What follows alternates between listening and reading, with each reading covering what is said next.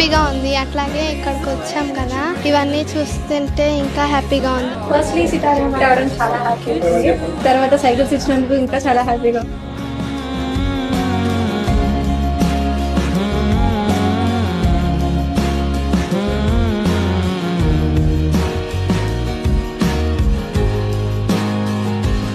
ఈ టైంలో ఏం చేస్తారు? ఫ్రెండ్స్ తో చాటింగ్ చేస్తాం. You like to spend more time with your father or your mother?